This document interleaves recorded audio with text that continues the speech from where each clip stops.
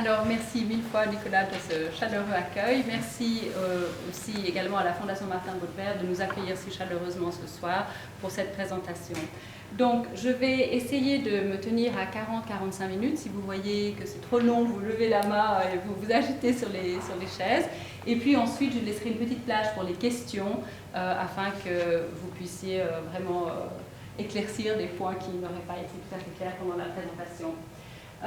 Je vous propose, après une petite introduction, de regarder le contexte historique brièvement, de présenter les textes, de quoi s'agit-il. Je vais comparer un journal assez bref, finalement moins de 100 pages dans la traduction française, avec un roman qui fait plus de 1500 pages dans la traduction française. Est-ce que vraiment on peut comparer ce genre de texte?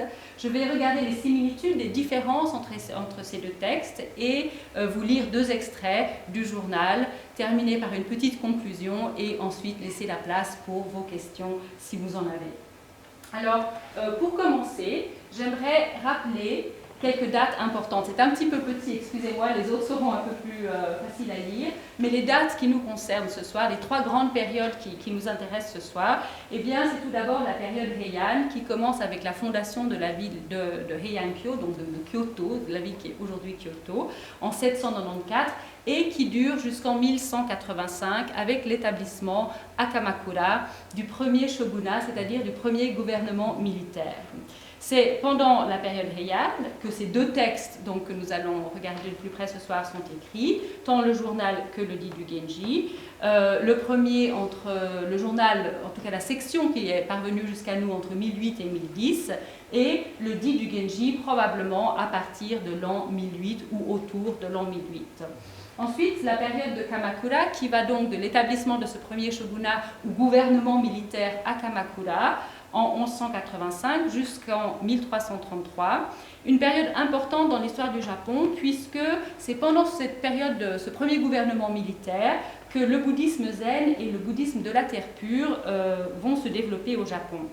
C'est également pendant cette période de Kamakura que les deux tentatives d'invasion mongole vont échapper, en partie grâce au kamikaze ou au vent divin, c'est-à-dire que des vents ou une terrible tempête va effectivement anéantir la flotte mongole partie de Corée. Et puis finalement, l'autre période à laquelle je vais faire référence assez régulièrement, particulièrement pour les illustrations et les albums, eh bien c'est la période Edo qui, comme M. Descimetières l'a expliqué, va de 1603, donc avec l'établissement du troisième et dernier gouvernement militaire, le shogunat des Tokugawa, à Edo, jusqu'en 1867, la veille, enfin j'ai mis 1868 ici, qui correspond à la restauration Meiji. Et l'établissement du shogunat des Tokugawa à Edo est à l'époque un petit village marécageux, un petit village de pêcheurs, qui va très rapidement devenir une des plus grandes villes au monde pour être aujourd'hui la capitale, enfin la ville de Tokyo. Donc c'est une période très intéressante. C'est aussi au début de cette période Edo qu'on va assister à une renaissance, ou plutôt une diffusion de cette littérature classique qui jusqu'alors était réservée principalement aux aristocrates et à la cour impériale. Donc à la période Edo, ces textes vont sortir de ce milieu-là, vont être diffusés et publiés pour la première fois. Donc tant le dit du Genji que les Condé, que d'autres classiques de la littérature médiévale ou classique japonaise vont être diffusés et des albums richement illustrés vont être offerts traditionnellement comme cadeau de mariage par exemple. Alors, le contexte historique, nous sommes donc pour nos deux textes de ce soir, tant le dit du Genji, qui est un roman, je le rappelle, donc une histoire avec des personnages qui n'ont pas existé, mais qui sont donc inventés par notre auteur, et le journal, écrit par ce même auteur. Nous sommes en plein milieu de la période Heian. C'est une période qui est considérée aujourd'hui comme l'apogée du raffinement culturel et artistique du Japon. En Chine, la dynastie des Tang vient de disparaître, a été remplacée par la dynastie des Song, mais à la cour Heian, eh bien, on récite encore les poètes des Tang, on récite encore les textes classiques des Tang, et les hommes, les nobles, apprennent le chinois pour pouvoir déclamer cette poésie chinoise. Les délégations japonaises officielles qui se rendent en Chine pour le moment, ont été suspendues, mais l'influence est encore importante et les échanges religieux et commerciaux, eux, ont continué. Une des particularités de la cour impériale à l'époque de l'empereur Ichijo, donc c'est l'empereur qui va en fait, voir cette cour en fait, fleurir de textes importants à ce moment-là et par la suite. La particularité de cet empereur, eh bien, c'est qu'il va réussir à faire nommer 2 de ses épouses impératrices. Donc, traditionnellement, l'empereur avait plusieurs épouses, plusieurs concubines ou dames de compagnie. Eh bien, Ichijo va réussir à faire nommer 2 de ses épouses, l'impératrice principale et l'impératrice secondaire ou la deuxième impératrice. Bien sûr, la première impératrice, l'impératrice Teishi, s'entoure de dames de compagnie, toutes plus lettrées et distinguées les unes des autres, entre autres la fameuse Sei Shonagon, qui est l'auteur des notes de chevet, qui passera aussi à la postérité. Les dames de compagnie de cette impératrice tiennent des journaux, tiennent des notes journalières et décrivent la vie à la cour, les cérémoniaux, les traditions et toutes sortes de fêtes qui sont célébrées au fil du passage des saisons. La deuxième épouse, bien sûr, qui est l'impératrice qui nous intéresse, qui est l'impératrice Shoshi, qui est la fille de l'homme probablement le plus puissant de l'époque, Fujiwara no Michinaga, eh bien, la deuxième épouse n'a pas du tout envie d'être en reste et elle a à son service également des poétesses de renom, des femmes cultivées, et parmi ces femmes, eh bien, son père fait engager Murasaki Shikibu, qui est l'auteur du Genji. Lorsque Murasaki Shikibu entre au service de l'impératrice, on pense qu'elle a environ 27 ans. Je dis environ parce que si on a une date estimée pour sa mort, on n'est pas tout à fait sûr de sa date de naissance, donc de l'année de sa naissance. Elle entre donc autour de l'an 1005 au service de cette impératrice Shoshi, qui est beaucoup plus jeune qu'elle, et elle est ici représentée sur un petit jeu de cartes qui apparaît à la période Edo, qui s'appelle « De 100 poètes, un poème chacun », qui est un jeu qu'on joue encore aujourd'hui dans les écoles, où on apprend 100 poèmes de 100 poètes très célèbres. Et là, elle est représentée, donc c'est évidemment une représentation bien postérieure qui n'est pas du tout réaliste, mais elle est représentée dans un kimono violet, un kimono tel qu'à l'époque Edo, on représentait les kimonos de la période Heian, donc 6 siècles plus tôt, 7 siècles plus tôt, c'est-à-dire des kimonos à 12 ou 15 couches, comme on peut voir effectivement ces tissus qui sont superposés. Le kimono principal, qui est le kimono supérieur, est en violet. Murasaki signifie également en japonais cette couleur violette, en fait, violet. Donc ici, sur cette représentation, nous avons cette jeune Murasaki qui va devenir finalement l'auteur le plus célèbre de la littérature japonaise et de la littérature, je dirais presque, enfin en tout cas de cette littérature classique, mais de la littérature japonaise de tous les temps. Ce qui est intéressant, c'est que de cet auteur si célèbre, eh bien, on ne sait presque rien. On ne connaît pas sa date de naissance, on connaît à peine l'année de sa mort, on sait... Ce qu'on sait d'elle, en tout cas, c'est par les anecdotes et les faits qu'elle relate dans son journal. On a quelques données officielles. On sait qu'elle a été mariée peu de temps, que c'était probablement un mariage heureux, que de ce mariage est née une fille, et que quand elle est restée veuve, eh bien justement, elle est entrée au service de cette impératrice. On sait aussi qu'elle était d'un caractère bien trempé et ses écrits, en tout cas dans le journal, laissent entendre qu'elle ne se laissait pas forcément impressionner, qu'elle se sentait toujours inférieure ou de condition modeste à la cour, mais que, eh bien, finalement, ce qui importait pour elle, c'était ces moments paisibles, ces moments tranquilles qui, nous le verrons dans le journal, eh bien, n'étaient pas très nombreux à la vie à la cour. Les textes, de quoi s'agit-il ? Eh bien, d'un côté, nous avons le journal de Murasaki Shikibu, qui fait partie du genre littéraire Nikki. Nikki, c'est-à-dire les notes journalières, les notes que l'on écrit au quotidien, ou ce qu'on en traduit en français par journal. Mais journal peut prêter un peu à confusion, parce que journal, on s'attend à avoir une date, n'est-ce pas, et puis ce qu'on a fait ce jour-là, etc. Eh bien, ce n'est pas tout à fait ce format-là que ce que nous appelons le journal de Murasaki Shikibu a en fait. Ce journal est en fait, oui, certes, des événements qu'elle relate, qu'elle rapporte, qu'elle décrit, des événements à la cour, et nous verrons lesquels un petit peu plus loin, mais c'est surtout ses impressions, ses états d'âme, et puis aussi, finalement, des descriptions extrêmement précises des cérémonies, des costumes, et je vous ai distribué, vous aviez à l'entrée une photocopie pour expliquer un peu ces costumes, qui sont extrêmement compliqués, qui sont dans les couleurs et dans les associations de couleurs, dans les combinaisons de couleurs extrêmement réglementées.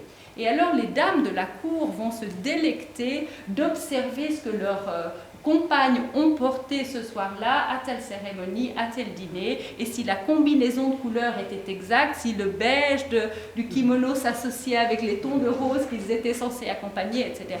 D'où l'importance dans le journal, en tout cas la partie importante qui est consacrée aux costumes et aux vêtements. Le texte du journal qui nous est parvenu, malheureusement, n'est très certainement qu'un extrait, qu'un tout petit extrait.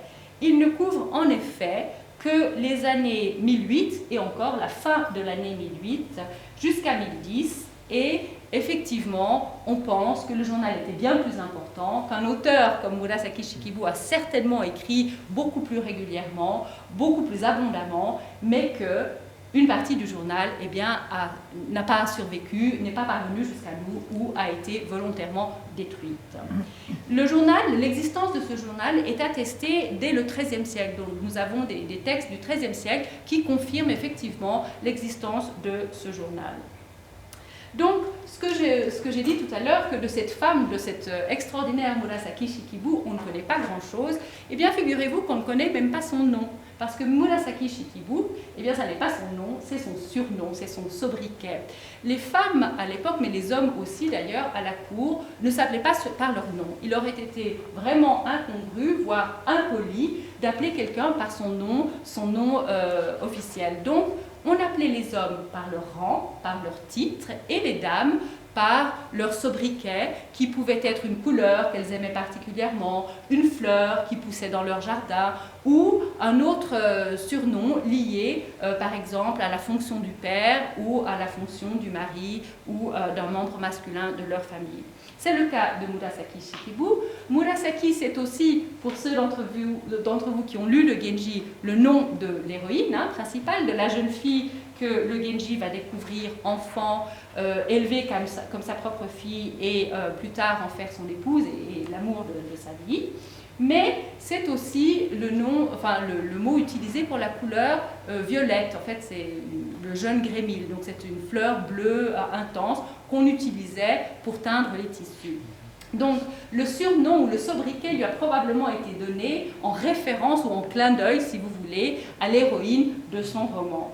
Et puis, Shikibu, en fait, c'est le titre, en l'occurrence, ici le titre porté par son père, puisque le père de l'auteur était un officier, était directeur adjoint, en fait, au département des rites. Et donc, c'est le titre de son père qui lui sert de nom et le sobriquet dont l'ont affublé probablement ses compagnes à la cour. Le journal est un document exceptionnel pour plusieurs raisons. D'abord, il nous donne en détail des informations précises sur les cérémonies, sur les fêtes, sur toutes sortes d'événements qui ont lieu pendant ce court laps de temps qui est donc 1008 à 1010 à la cour. Murasaki va citer plus de 140 personnes. Donc, toujours, souvenez-vous, sous un nom qui est un surnom, sous un surnom ou sous un sobriquet, elle va citer non moins de 140 personnes, de l'empereur, l'impératrice, les ministres, aux dames de compagnie et leurs servantes, ainsi que les officiers, d'autres personnages plus ou moins importants. Donc, ce ne sont pas moins de 140 personnes qui sont citées dans son journal sous un surnom ou sous un sobriquet. Bien sûr, c'est un journal qui relate des faits historiques, à la différence du roman qui, lui, est tout à fait imaginaire, même s'il s'inspire de personnages qui ont probablement existé. Mais dans le journal, les personnages décrits sont des personnages que les spécialistes sont amusés en fait, à aller rechercher, puisque bien sûr, ils ne sont pas cités, mais on les découvre sous leur surnom. Le lecteur fait d'ailleurs, pour ceux qui ont lu le Genji avec moi ou ceux qui ont lu le Genji, le lecteur fait d'ailleurs la même chose avec le roman. Puisque quand on lit le roman, une des grandes difficultés, c'est que les personnages qui n'ont pas de nom propre, qui ne sont pas cités sous leur nom propre, eh bien, changent de nom au fil des pages. Puisque un jeune homme qui commence capitaine des gardes va être nommé général, va être nommé ministre, va être nommé grand ministre. Bref, il faut suivre pour ne pas se tromper et bien sûr comprendre qu'il s'agit du même personnage, mais qui a chaque fois un titre différent et donc change de nom au cours du roman. Le journal de Murasaki Shikibu décrit donc des événements tels que ceux liés à la naissance des deux princes, donc les deux fils de l'impératrice Shoshi qui deviendront eux-mêmes empereurs, des danses rituelles qui avaient lieu au début de l'année, les danses du Go-Osechi, les fêtes du Nouvel An de l'année 1010. Elle se livre également, bien qu'elle critique les dames qui se livrent à ce petit jeu, elle se livre elle-même à des commérages et parle de plusieurs dames de la cour dans des tons et des propos pas très gracieux. Entre autres, elle fait des commentaires sur les 3 grandes poétesses qui sont contemporaines et sa grande rivale, c'est Shonagon. Elle parle aussi, finalement, de considérations plus personnelles, de ses états d'âme, de ses considérations sur la vieillesse, puisqu'elle approche de ses 40 ans et que l'espérance de vie à l'époque, rappelons-le, à la période Heian, est de moins de 40 ans. Donc elle se sent vieillir, elle se trouve déjà sur une phase ou une pente déclinante et elle parle aussi de ses considérations qui sont plus personnelles. Le dé du Genji, ici je vous ai montré, alors l'image n'est pas très bonne, vous m'excuserez, c'est un rouleau du XIIIe siècle qui est la plus ancienne illustration de ce journal, de ce Nikki, donc de Murasaki Shikibu, où on voit les nobles qui viennent féliciter l'impératrice qui vient de donner naissance à son premier fils.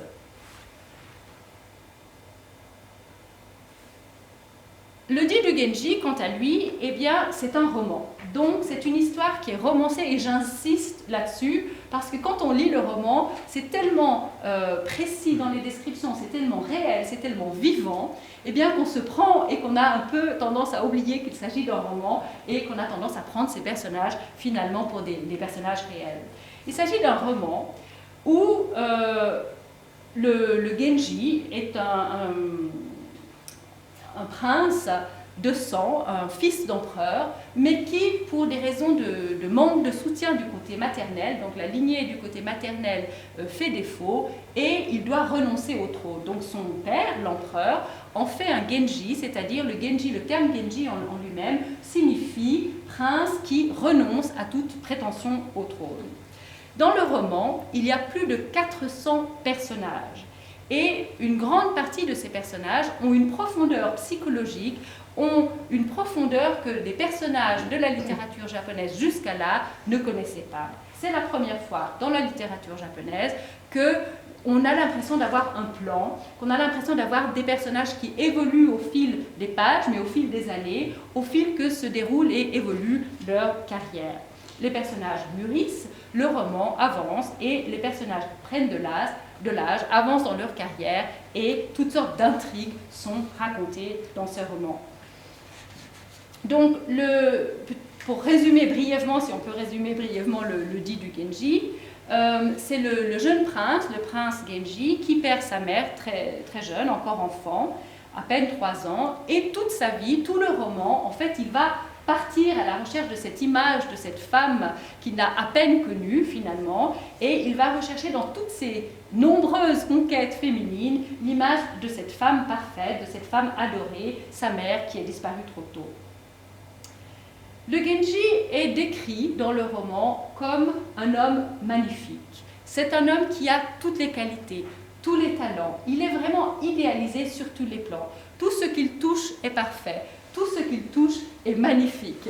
Et puis madame qui a lu le texte avec moi l'année passée était aussi émerveillée que moi de voir que finalement le Genji, c'est l'homme parfait. il danse magnifiquement, il chante magnifiquement, il écrit des poètes comme personne. Il est beau, n'est-ce pas? Il est beau, son surnom c'est le prince radieux. Donc quand il entre dans une pièce, même avant de le voir, son parfum subtil enchante toutes les femmes. Quand on le voit, n'est-ce pas, on soupire de bonheur. Bref, c'est l'homme idéal. C'est un roman, souvenez-vous, n'est-ce pas? Mais voilà, le Genji, donc le roman va raconter ses nombreuses aventures féminines, mais surtout l'histoire de cette petite fille de 10 ans environ que le Genji va découvrir, de cette petite fille donc sans appui familial, qu'il va prendre sous sa protection, qu'il va d'abord élever comme sa fille, cette petite Murasaki, et qu'il va élever pour en faire une femme parfaite, qu'il va épouser plus tard, la jeune fille ayant atteint l'âge adulte, et en faire sa femme principale, son épouse principale, mais surtout l'amour de sa vie. Ça va être vraiment le personnage féminin central du roman. Mais en fait, le véritable sujet de ce roman, comme de la plupart des récits de cette période de la littérature japonaise, c'est avant tout la mélancolie des choses. C'est avant tout la fragilité, la beauté de la fragilité. C'est avant tout la beauté dans l'évanescence qui se traduit par le passage du temps, le passage des saisons et le renouvellement constant, le renouvellement de toutes choses. Et bien sûr aussi le raffinement ou le miyabi, le raffinement de la capitale qui ne peut être le seul endroit cultivé, éclairé, raffiné, où tout noble bien-né souhaite vivre et ne peut vouloir s'en éloigner. Donc, si l'on regarde les similarités entre les deux textes, j'aimerais brièvement commenter 4 points. D'abord, vous allez dire comparer un journal de plus de 1500 pages en traduction française avec, un roman de plus de 1500 pages en traduction française avec un journal dont à peine 100 pages nous sont parvenues, eh bien c'est un peu comparer ce qui n'est pas vraiment comparable. Disons plutôt qu'on va essayer de tracer quelques parallèles. Le premier, c'est que les deux textes ont été illustrés, probablement dès leur circulation. Alors ça peut vous paraître un peu paradoxal parce que j'ai dit qu'il s'agit d'un journal, et donc un journal n'est pas en principe destiné à la publication, excusez-moi cet anachronisme, mais à la circulation en tout cas. Alors que le roman, bien au contraire, a été dès le départ écrit pour distraire l'impératrice et ses dames de compagnie. Mais les deux textes ont été illustrés, et nous avons des illustrations qui datent, pour le Genji, les plus anciennes qui nous soient parvenues, datent du XIIe siècle. Vous avez ici un détail d'une scène du rouleau du XIIe siècle. Et pour le journal, ce sont des illustrations des rouleaux qui datent du XIIIe siècle. Donc, les deux textes ont été illustrés, et le roman, le dit du Genji, a probablement été illustré dès sa rédaction. On sait qu'à la cour, les textes étaient lus par une dame de compagnie qui avait un rouleau donc avec l'histoire, si vous voulez, qui lisait le texte, pendant que les dames qui écoutaient eh bien, avaient un autre rouleau avec des images et regardaient un peu comme une bande dessinée, si vous voulez, avec le texte et l'image qui sont aujourd'hui ensemble, mais qui étaient à l'époque séparés. Donc, on sait que le roman a été illustré dès sa rédaction, mais les plus anciens rouleaux, comme je l'ai dit, les plus anciennes illustrations datent du XIIe siècle. Elles sont bien sûr considérées comme trésor national aujourd'hui au Japon, et on peut les voir une fois par année pendant une semaine seulement au musée Goto. Donc, il faut bien choisir ces dates de voyage. Et puis, pour le dit du Genji, le dit du Genji, je l'ai mentionné au début, va être une source d'inspiration extraordinaire pour les artistes de la période Edo. Effectivement, à la période Edo, ces textes vont quitter les milieux de la cour et vont enfin être diffusés à l'extérieur. Ils vont inspirer quantité d'artistes qui vont illustrer des scènes, des passages, des moments importants du dit du Genji, sur des boîtes, sur des lacs, dans des objets de toutes sortes, dans des peintures aussi, bien sûr sur des peintures, sur des rouleaux, etc. Et aussi sur des albums.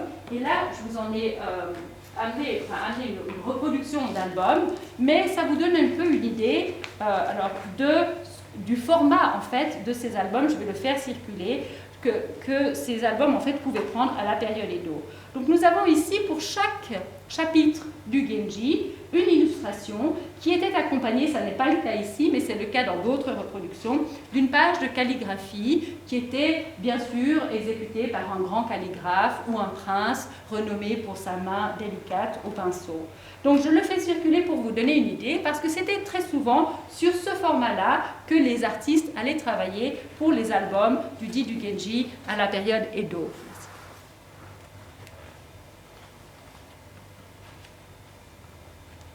Le deuxième point de comparaison, ou le deuxième parallèle que j'aimerais faire, c'est la description des costumes et les importantes descriptions de costumes que l'on trouve soit dans le dit du Genji, soit dans le journal. On parle bien sûr des costumes, on parle des couleurs, on parle des tissus, de la qualité des tissus, des nuances de combinaison de couleurs, de la qualité du vêtement, mais aussi du soin apporté à la tenue. Et dans les deux textes, eh bien, nous avons des descriptions extrêmement précises. À tel point qu'on peut se demander également si le journal en fait n'a pas servi de carnet de notes finalement pour pouvoir rédiger le dit du Genji. Les descriptions sont tellement précises, tellement détaillées que eh bien, finalement on peut tout à fait imaginer que l'auteur prenait des notes pendant les cérémonies ou en tout cas essayait de se remémorer le plus de détails possible dans son journal pour pouvoir ensuite s'en servir pour la rédaction du roman. Alors, j'aimerais vous lire ici un extrait du journal. À la page 38, donc dans la traduction de René Siffert, que j'ai posée là pour ceux qui souhaiteraient la consulter plus tard, à la page 38, voici ce que Murasaki Shikibu écrit. « De ma chambre de l'aile orientale, tranquillement je regarde toutes ces dames qui vont présenter leurs devoirs. Celles à qui sont permises les couleurs, sur la robe à la chinoise du tissu damassé, portent pareillement le surtout blanc. » Donc l'impératrice vient d'accoucher et toutes les dames, toutes les pièces ont été recouvertes de blanc et toutes les dames sur leur kimono multicouche de couleurs portent un par-dessus un surtout blanc. Si bien que même le soin apporté à leur tenue rend indiscernable leur goût propre. Quant à celles à qui les couleurs ne sont pas permises, les femmes d'un certain âge, elles ont évité tout ce qui pourrait les faire remarquer, se contentant seulement de porter sur des ensembles de 3 ou 5 robes le surtout tissé et la robe à la chinoise de couleur neutre et sans dessin. Donc voilà ce qu'elle dit dans son journal, dans un petit extrait où elle parle de ces robes qui sont finalement quand même magnifiques de couleurs et de détails, de broderies et de brocart, mais recouvertes d'un surtout blanc et qui cachent cela. Dans le dit du Genji, au chapitre 16,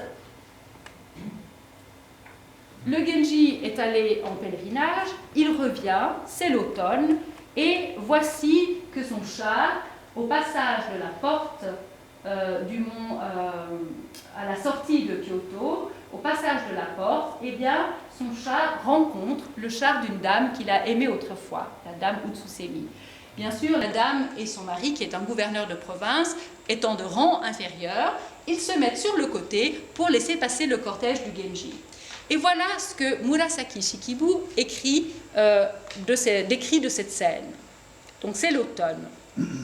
Une dizaine de chars se distinguaient par les manches et les étoffes aux couleurs accordées qui dépassaient des stores. Donc bien sûr, comme les gens de nobles conditions ne se montraient pas, eh bien, les dames de qualité laissaient dépasser les longues manches de leur kimono, les stores des chars, pour laisser deviner le raffinement et l'élégance de ces dames à l'intérieur. Donc c'est comme si nous, aujourd'hui, en voiture, n'est-ce pas, on laissait dépasser nos manches par la fenêtre. C'est un peu l'idée, pour ne pas se laisser voir, mais se laisser deviner. Donc, elle laisse dépasser les manches et les étoffes aux couleurs accordées, etc., qui dépassent les stores. L'ensemble avait de la classe, sans rien de provincial, et rappelait au prince les chars des dames lorsqu'elles allaient voir par exemple le départ de la prêtresse. Comme c'était vers la fin de la lune longue, les feuillages rougeoyants mêlaient leurs couleurs et les touffes d'herbe, de ci de là brûlées par le givre, donnaient au paysage un aspect plaisant. Quand la troupe en tenue de voyage fit irruption du poste de la garde dans un bourdonnement de voix, les capes doublées de diverses couleurs, brodées ou teintes de dessins assortis, formèrent avec ce décor un contraste de bon ton. Donc voici les retrouvailles du Genji avec une ancienne amante, et l'auteur se soucie avant tout de dire que les costumes, n'est-ce pas, sont tout à fait adéquats, très élégants, et surtout qu'ils s'associent ou qu'ils se marient bien avec les couleurs de l'automne.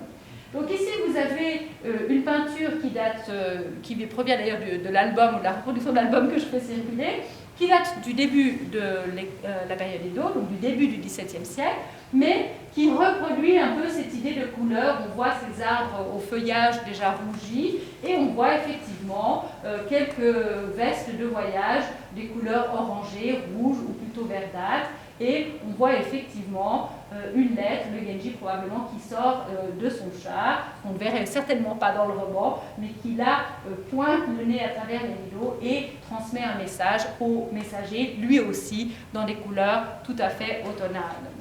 Donc ce souci du costume, ce souci des couleurs, eh bien on le retrouve, et il est tout aussi important dans les moins de 100 pages du journal que dans le pavé qu'est le dit du Genji.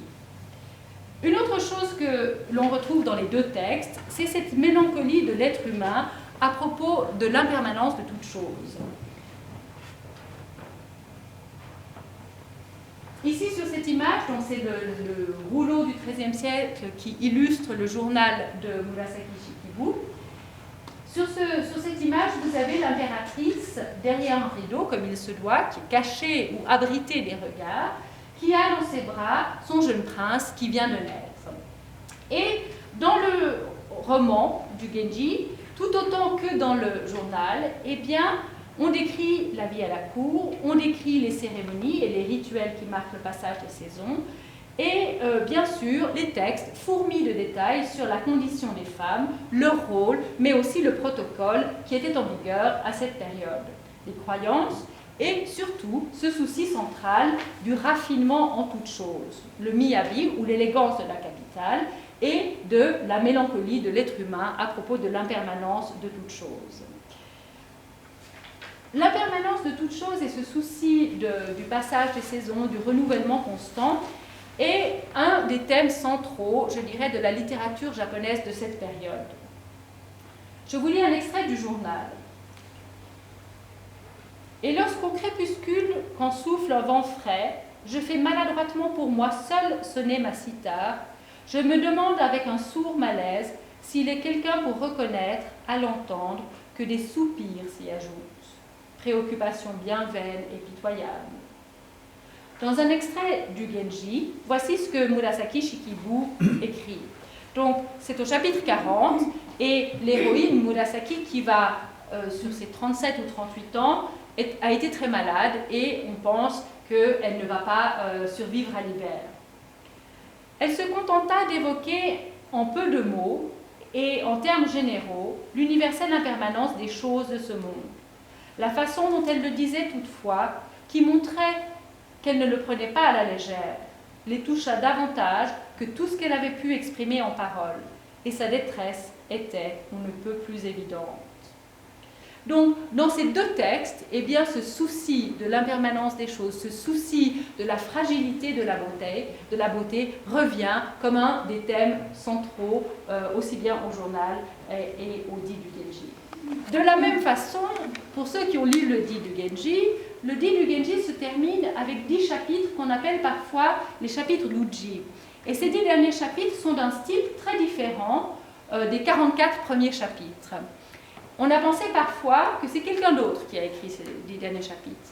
On a aussi pensé que c'est une esquisse, qu'elle a écrit cela avant de se lancer dans les premiers chapitres qui, en tout cas dans la classification actuelle, forment le dit du Genji. C'est difficile à dire. Toujours est-il que le dernier chapitre, le chapitre 54, se termine par une phrase inachevée. Donc, en pleine phrase, le roman s'achève. Est-ce que Murasaki Shikibu a voulu cela? Est-ce qu'elle est décédée avant de pouvoir terminer son roman? Est-ce que quelqu'un d'autre a essayé d'achever quelque chose qu'elle avait laissé autrement? Bref, là aussi, nous n'avons pas de réponse, mais on peut dire que pour les deux textes, eh bien, on a un sentiment d'inachevé, finalement. J'aimerais passer rapidement sur quelques points qui, à mon avis, sur 3 points, sont assez différents dans les deux textes. Le journal a un caractère avant tout intime. Ce sont des commentaires sur les autres dames à la cour, mais aussi, je l'ai dit plusieurs fois, des détails sur les costumes, les cérémonies, etc. etc. Comme il s'agit d'un texte plutôt personnel, Murasaki Shikibu ne souhaitait pas, ou n'aurait certainement pas souhaité, le faire circuler à un cercle élargi. Je parle de cercle élargi parce qu'il est certain que son journal, eh bien, elle le montrait à quelques-unes de ses dames confidentes ou de ses amies. Donc il est certain qu'il n'était pas exclusivement, malgré ce qu'elle écrit dans le journal, exclusivement réservé à son propre usage. On pense qu'il circulait, mais qu'il circulait dans un tout petit cercle. Le Di du Genji, d'un autre côté, est lui, dès le départ, un texte écrit pour distraire les dames de la cour, pour distraire l'impératrice, mais pour distraire les dames dans l'entourage de l'impératrice. On sait, ce n'est pas du tout une littérature qu'on a voulu parfois considérer comme féminine, on sait que l'empereur lisait le roman, on sait aussi que le ministre, le grand ministre, était un fan, si j'ose dire, du Genji, et qu'il s'est même à un moment introduit dans la chambre de Murasaki, épisode qu'elle raconte dans son journal, pour shipper les derniers rouleaux fraîchement écrits, pour connaître la suite des aventures avant qu'elle ne fasse circuler ces rouleaux à la cour. Parce que bien sûr, quand on voulait une copie d'un roman, eh bien, il fallait le faire copier, et ça prenait du temps, c'était bien sûr quelque chose qui coûtait beaucoup, et le papier était précieux, et ça demandait pas mal d'organisation. Donc, une des grandes différences, c'est cette qualité de document destiné à la cour, enfin à un public certain, et un document qui est plutôt réservé à un usage privé, ou en tout cas la circulation dans un cercle intime. Une des autres différences entre les deux textes, c'est la réalité qui transparaît dans le journal, qui n'est absolument pas la réalité du roman. N'est-ce pas? Donc, quand on lit le roman, à chaque apparition du Genji, tout est beau, tout est magnifique, il est extraordinaire, ses vêtements, son costume sont absolument divins, exquis, enfin, c'est la perfection même. Dans le journal, à la cour, eh bien, la réalité est différente. Dans le journal, par exemple, les dames ont froid. Dans le journal, Murasaki Shikibu se plaint de la promiscuité. Elle se plaint du manque d'intimité, du manque de sécurité. Elle constate que les bâtiments au palais, eh bien, sont très rapprochés les uns des autres et qu'elle peut à peine entrevoir le ciel bleu. Bref, elle a des commentaires très réalistes sur la vie à la cour que l'on ne retrouve absolument pas dans le Di du Genji où tout est parfait et tout est magnifique. Mais surtout, elle a un commentaire intéressant sur l'ivresse de ces messieurs et sur les beuveries, n'est-ce pas, qui font le lot des soirées, qui sont le lot des soirées interminables à la cour.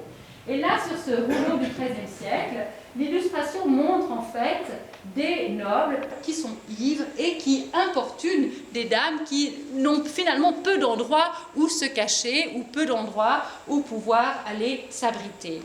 Et Murasaki Shikibu en parle à plusieurs reprises dans son journal. Elle parle du grand ministre comme étant ivre à plusieurs occasions. Elle parle d'autres personnages comme étant vraiment à la limite du correct. Donc effectivement, tout ce côté plutôt négatif de l'aspect festif qui apparaît dans le Di du Genji, donc dans le roman, eh bien, est réservé au journal et n'apparaît pas du tout, ou à peine, en tout cas n'est pas du tout suggéré dans le roman. Donc, elle relate dans le journal également un épisode de vol de vêtements où des dames se retrouvent finalement sans leur kimono de cérémonie, et elle relate aussi, elle semble insister en tout cas sur la lourdeur du protocole. Des choses qui n'apparaissent pas dans le roman où, comme je l'ai dit, tout est splendide, tout est magnifique et tout est idéalisé. Pour la beuverie ou l'ivresse de ces messieurs, je vous lis un extrait du journal à la page 55, voici ce qu'elle écrit. Jugeant que la beuverie de cette nuit pouvait prendre un tour fâcheux, dès la fin du banquet, je me concerte avec Dame Saisho et nous disposons à nous éclipser. Quand dans la salle de l'Est, les fils de Monseigneur, le commandant conseiller et d'autres font irruption en menant grand bruit. Nous nous dissimulons donc toutes les deux derrière les rideaux. Mais Monseigneur arrive, écarte les rideaux, nous saisit et nous donne l'ordre de nous asseoir. Composez-moi un poème chacune, dit-il. Donc on voit que finalement, elles n'ont que peu d'espace où se cacher, où échapper, et que voilà, les beuveries peuvent prendre un tour, vraiment un tour ou un ton qui n'est pas des plus plaisants. Comme je l'ai dit dans le roman, Murasaki Shikibu a idéalisé son héros. Le Genji est l'homme parfait, il est beau, il est ici représenté donc de nouveau sur une illustration de l'école Tosa, du début du XVIIe siècle. Il est représenté à travers, ou derrière une palissade de bois ou de brindilles, qui épie la jeune Murasaki, qui est la jeune fille qui a à peine 10 ans sur cette image-là, qui est censée n'avoir que 10 ans, et qui se plaint parce que son petit oiseau vient de lui échapper. Et le Genji, qui est donc l'homme parfait, qui est beau, gracieux, radieux, magnifique, raffiné en tout, bon danseur, bon chanteur, enfin bref, l'éloge n'en finit pas. C'est l'homme parfait. On peut imaginer qu'elle a dessiné son héros comme l'homme qu'elle aurait aimé connaître à la cour, mais qui apparemment, selon le journal, n'existe pas, en tout cas pas dans la cour qu'elle décrit. À la cour, aucun des personnages ne correspond bien sûr à cette description. Mais ce qui est intéressant aussi, c'est qu'avec le personnage de Murasaki, donc Murasaki, cette petite fille qui dans le roman va être élevée pour devenir la femme parfaite du Genji, le grand amour de sa vie, eh bien on peut se demander si ce personnage-là, c'est pas Murasaki Shikibu qui a aussi imaginé un soi-même parfait dans le roman, alors que finalement dans le journal, elle est loin d'être parfaite, elle se laisse aller à des commérages, elle se laisse aller à des commentaires acides sur des poétesses contemporaines, des poétesses rivales. Donc on voit que dans le journal, elle a un caractère bien trempé, alors que notre jeune héroïne, qui n'a ici encore que 10 ans, et qui va devenir cette femme parfaite, cette épouse du Genji adorée, eh bien dans le roman, elle est absolument parfaite en tout. Et surtout, point très important dans le roman, elle ne se montre à aucun moment jalouse. La jalousie aurait été considérée comme vraiment d'extrêmement mauvais ton. Eh bien, à aucun moment, malgré les nombreuses aventures du Genji, elle ne montre de la jalousie. Et finalement, les points, un point de différence que j'ai relevé, eh bien, c'est la musique. La musique qui est présente dans les deux textes, et dans le Genji, tous les nobles jouent de la musique, de la sitar, du koto, de la flûte, du biwa, donc ce luth à 5 cordes. Les danses et la musique font partie intégrante de toutes les cérémonies à la cour. Dans le roman, donc, le Genji est bien sûr un danseur, un musicien habile. Il y a de nombreux épisodes où des concerts improvisés entre amis permettent un échange léger, un échange amoureux, parfois un échange mélancolique. Et il y a aussi, bien sûr, des situations où les cérémonies officielles demandent des danses qui ont été répétées, de la musique tout à fait officielle qui est jouée à la cour. Et pour ça, vous pourrez, je ne passe pas à cause du film, mais vous pourrez regarder tout à l'heure, j'ai mis ici 3 illustrations du gagaku, qui était cette musique de cour qui était venue de Chine, qui était venue de la Chine des Tang, qui probablement venait d'ailleurs d'Asie centrale, mais qui a survécu au Japon grâce au rite Shinto et qui a complètement disparu en Chine, qui donne un peu une idée de ces danses en costume, de ces musiciens et de ce que pouvait être la musique à la cour à cette période. Donc, dans le roman, les concerts improvisés sont toujours l'expression d'un moment de bonheur, d'un moment de mélancolie, d'une soirée partagée entre amis, d'une soirée qui... excusez-moi, je me suis trompée d'image. Je voulais vous montrer une image où on jouait de la musique, alors que là, le Genji est réuni avec des amis et mange des poissons grillés que l'on voit au plan à gauche. Mais je vous fais circuler l'image où il joue de la musique. Voilà, ici, il visite une dame et elle joue du koto. Alors, je vous fais circuler la carte. Excusez-moi pour les poissons grillés à la place des musiciens. Je me suis rendu compte de ça trop tard. Mais les moments de musique, donc, dans le roman, sont toujours des moments qui sont décrits avec bonheur. En tout cas, des moments qui permettent l'expression entre les amants, entre le Genji et la dame du chapitre, qui permettent l'expression justement de ces sentiments qui ne doivent pas s'exprimer directement, ou en tout cas pas avec des mots.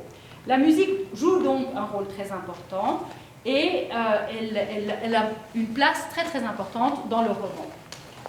Dans le journal, par contre, eh bien, la musique est parfois décrite comme un moment enchanteur et privilégié, mais très souvent, eh bien, Murasaki Shikibu, quand elle parle de la musique, c'est pour parler du bruit, c'est pour parler du tintamarre, du vacarme, du bruit assourdissant qui vraiment ne les laisse pas fermer l'œil ou se reposer. Donc la musique dans le journal est décrite ou perçue en tout cas d'une façon tout à fait différente. Elle note d'ailleurs dans son journal, un soir, le cérémonial était très élaboré et le tumulte était considérable. Donc on la voit agacée par finalement une espèce de bruit de fond constant de toutes ces cérémonies qui sont l'occasion d'autant de musique et plutôt cacophonie que de musique aussi plaisante qu'elle n'est décrite dans le roman. Alors avant de terminer, j'aimerais juste vous lire deux extraits qui sont tirés du journal de Murasaki Shikibu. Tout d'abord, un petit extrait où on apprend qu'on est venu, donc ce ministre, grand ministre, est venu lui piquer les derniers chapitres qui n'étaient pas encore révisés. Et là, en fait, on peut se demander si le fait de noter cela dans son journal n'est pas une façon d'apprécier quelque part son succès, n'est-ce pas? C'est un auteur à succès, disons-le, son roman est lu à la cour, en moins de 10 ans, le roman va être copié et circulé dans presque toutes les provinces du Japon à l'époque. Il faut imaginer les moyens de communication et ce que signifient les déplacements à l'époque, donc c'est un succès incroyable du texte, et là on a l'impression que finalement c'est un petit clin d'œil ou en tout cas une auto-félicitation qu'elle couche sur le papier. Elle dit ceci: « Dans ma chambre, j'avais fait apporter les manuscrits de mon dit et je les avais cachés. Or, pendant que j'étais auprès de madame, donc l'impératrice, dont elle est dame de compagnie, Monseigneur, donc Fujiwara no Michigan, le père de l'impératrice, s'est introduit dans ma chambre subrepticement. Il a découvert les manuscrits et les a tous portés chez madame la régente du service intérieur.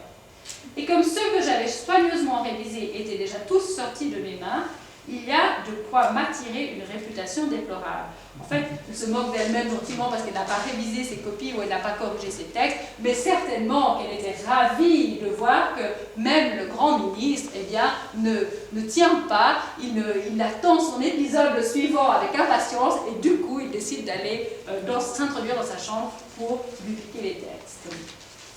Le deuxième extrait que j'aimerais vous lire, c'est un petit peu plus loin, quelque chose qui montre là son caractère plutôt bien trempé, certes, mais aussi un peu sévère avec ses contemporaines. On sait que le chinois était une langue réservée aux hommes, que les dames n'utilisaient pas le chinois, qu'on ne leur enseignait pas le chinois, et c'est d'ailleurs pour cela que les premiers textes de la littérature japonaise sont écrits par les femmes, puisque les hommes écrivaient des textes, écrivaient des poèmes, organisaient des concours de poésie, mais de poésie en chinois et déclamaient des classiques chinois. Donc ce sont les femmes qui vont, avec les kanas, avec ces syllabaires, donc qui n'utilisent pas ou très très peu les caractères chinois à cette époque-là, vont écrire la langue japonaise les premières. On sait que Murasaki Shikibu avait bénéficié des leçons de chinois qui étaient données à son jeune frère, que son jeune frère n'était pas très doué, et d'ailleurs elle en parle dans son journal, elle-même ayant profité de ces leçons, était bien plus douée au chinois, à la langue chinoise que son frère.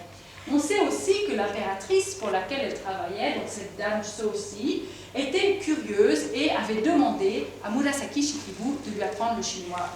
Dans ce rouleau du XIIIe siècle, dans cette illustration, on voit ici Murasaki Shikibu à droite, qui enseigne. Les experts ont identifié le poète dont il s'agit, la poésie dont il s'agit sur la table, et l'impératrice au fond, donc la dame importante est toujours représentée au fond de la pièce, qui écoute la leçon de chinois ou l'explication de ce poème en chinois qui est donné par Dame Murasaki. C'était bien sûr quelque chose qui était non pas interdit, mais de très mauvais goût. Les femmes cultivées n'étaient pas considérées comme des femmes élégantes. Donc les femmes qui maîtrisaient le chinois ne devaient certainement pas en vanter, en fait, s'en vanter. Et là, alors qu'elle-même, elle avoue que l'impératrice lui a demandé de lui donner des leçons de chinois, et qu'elle le fait, et qu'elle a beaucoup de plaisir à cela, eh bien, elle se moque de sa contemporaine, de Sei Shonagon, qui, elle, se vante de ses connaissances en chinois. Et voici ce qu'elle dit, voici les commentaires acides qu'elle fait sur sa grande rivale. Donc sur Sei Shonagon, qui est l'auteur des Notes de chevet. Sei Shonagon est une personne qui en impose en vérité par ses grands airs.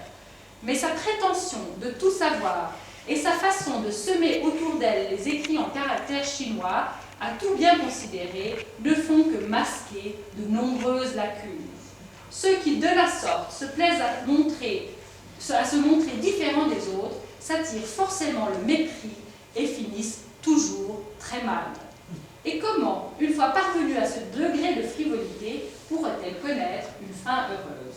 Elle n'est vraiment pas très gentille avec cette pauvre Sei Shonagon, et on sait effectivement que les deux dames ne s'appréciaient pas. Alors pour terminer, excusez-moi, je vois que je parle plus longtemps que ce que j'avais dit que je voudrais, excusez-moi. Pour terminer, j'espère vous avoir donné quelques clés de compréhension pour ces deux textes. Pour ceux qui ne les ont pas encore lus, vous avoir donné l'envie de les lire surtout. Et mon but n'était pas vraiment de comparer deux textes qui sont de nature très différents, mais plutôt d'établir quelques ponts entre ces deux textes, entre le journal et le dit du Genji, entre le journal et sa réalité, et ce dit du Genji qui nous décrit un monde certes très précis, mais assez idéalisé. La lecture du journal donc, nous permet de mieux comprendre l'auteur, de deviner la femme et de deviner son quotidien, ou de quoi était composé son quotidien à la cour impériale, alors que la lecture du Genji nous permet de mieux comprendre en fait le journal. Et d'ailleurs, pour ceux qui n'ont lu ni l'un ni l'autre, je conseillerais de commencer par le dit du Genji et de lire le journal après. Mais ça, c'est un commentaire personnel.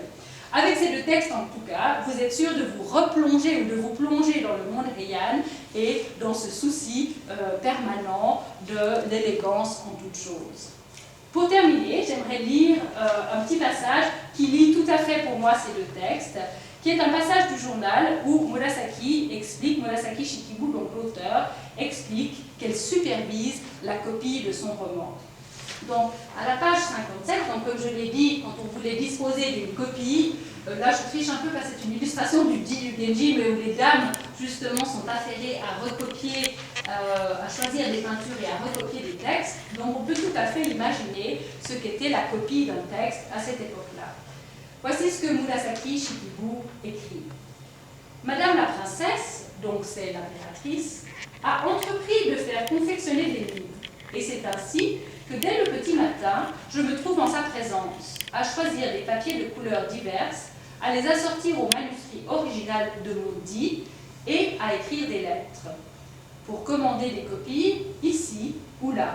Parce que bien sûr, pour commander ces copies, on choisissait des dames qui avaient, si possible, une belle écriture et qui maniaient le pinceau habilement. Elle dit encore, ensuite de quoi, mes nuits et mes jours se passent à la tâche qui consiste à assembler et à vérifier ces dernières. Madame, donc l'impératrice, me donne toute l'encre et tous les pinceaux dont j'ai besoin pour écrire. Eh bien, je crois qu'on peut remercier cette impératrice d'avoir fourni ces outils à Murasaki Shikibu et de nous avoir, à l'auteur, laissé des textes aussi magnifiques que sont le journal et le dit du Genji. Voilà, merci beaucoup.